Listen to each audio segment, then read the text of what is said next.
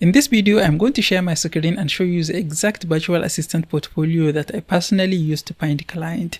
This is the same portfolio that I used just a few months ago when I was looking to find a new client. I'm going to walk you through every section, explain why it is there, and also show you how you can copy and personalize it for yourself so that you have the best chance of impressing your potential client. Without any delay, I'm going to share my screen and we can get started. So this is my personal portfolio, and this is the first section of my portfolio. And this section is very important because if you make this section right, it is going to do one thing for you. It is going to give a good first impression. When someone lands on your portfolio, the first thing they see is going to give them a first impression of you.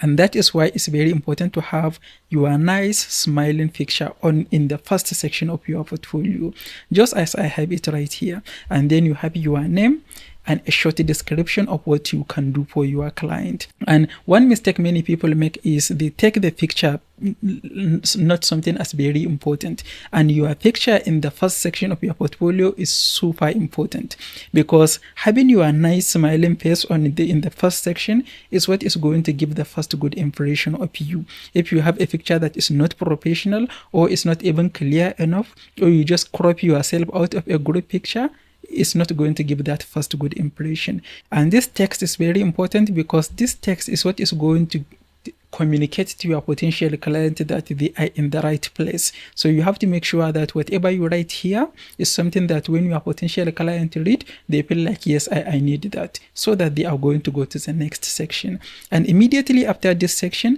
it's important to not have too many things in the first section, because if you have too many things, it is going to be cluttered. And your potential client might feel like it's a lot of work to ever read everything. That is why it's important to have very few things that are going to deliver results, so that they are going to actually read the things that you have. And the next thing is the About Me section. And this About Me section is a little more detailed, but not too detailed, because something that you really need to understand is if you have too many text, people are not going to just sit and read all of the too many texts that you have. That is why it's very important to make everything concise so that it's not too much. People can actually read, and so that your goal is achieved. Because if you have too much text and your potential client doesn't ever read it, then the text doesn't serve any purpose. And right here, I have another picture because having as many pictures of you as possible is going to add personality to your portfolio. And the more they see you, the more they feel connected to you. And that is why it's very important to have as many pictures of you as possible in your portfolio. And you don't need to write every single task that you can do for the client here on your portfolio, because if you do that, it is probably going to have too many things. So just think of the main task that you are focused on right now, that you are focused on offering to client, and you can add them right here, and you can just add something like this, like and more, so that they can talk to you about extra things if they need. So this section is very important because it is going to tell them about you and what you can do for them. And immediately after this section, I have this extra section where I have a list of tasks and a short description. And if you notice, I only have 5 tasks here: data entry, social media management, CRM management, landing page design, video editing, and more. Because the more things that you add, the less likely it is for your potential client to read everything. And that is why it's important to keep it short.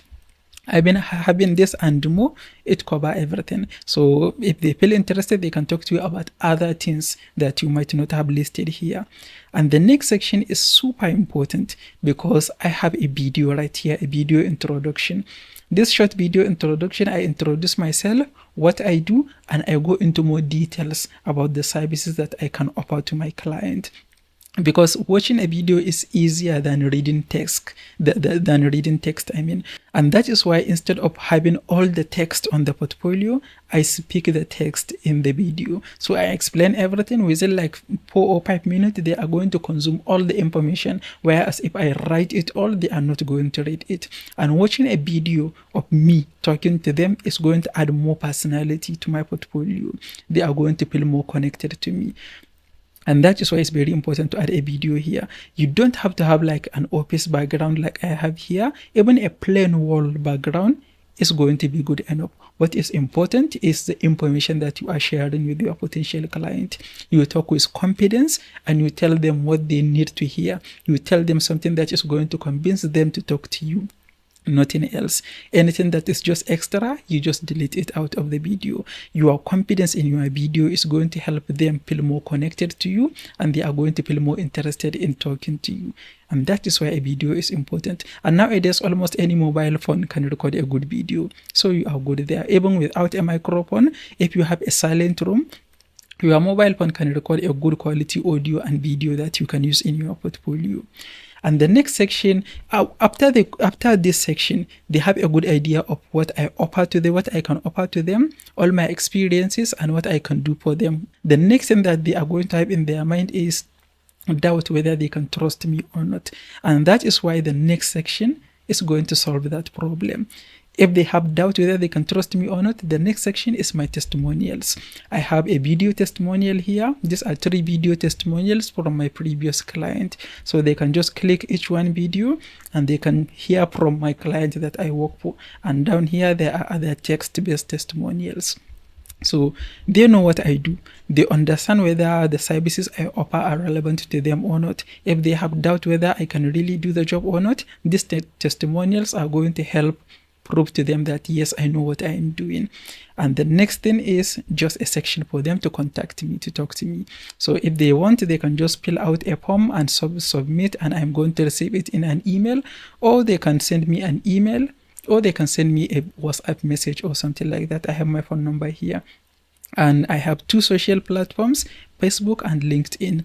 Facebook and LinkedIn, the reason for me to add this is if they want to check me out more on social media, they don't have to go hunt for my name and search anything. They have links right here. They can just click and they can see my social pages. This is everything that a client needs to decide whether they want to talk to you or not.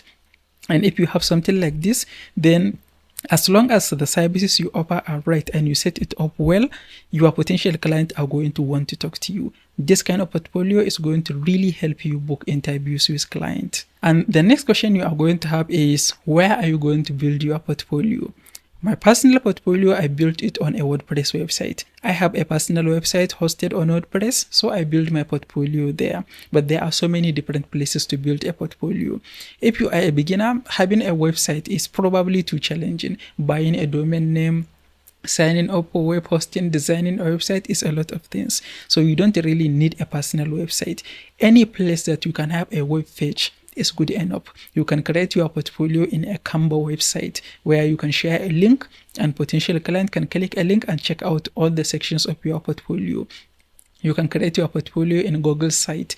If you can afford to build a website in a hosted platform, you can use places like Wix, Squarespace. There are so many places, but as a beginner, I just recommend you start with Canva. Canva has a lot of features and templates that you can use to build your portfolio. And the next question you might have is, what if you don't have a design experience? And as a virtual assistant, it's very, very important to have even a basic knowledge of how to use Canva. If you have a basic knowledge of Canva, then you have a good starting point. You can use a template, edit a template, make changes, and make it good enough. If you don't have any graphic design experience, it's really a good idea to take some time, learn how to use Canva. Because as a virtual assistant, you are going to come across many things that you want to do even for yourself, to promote yourself.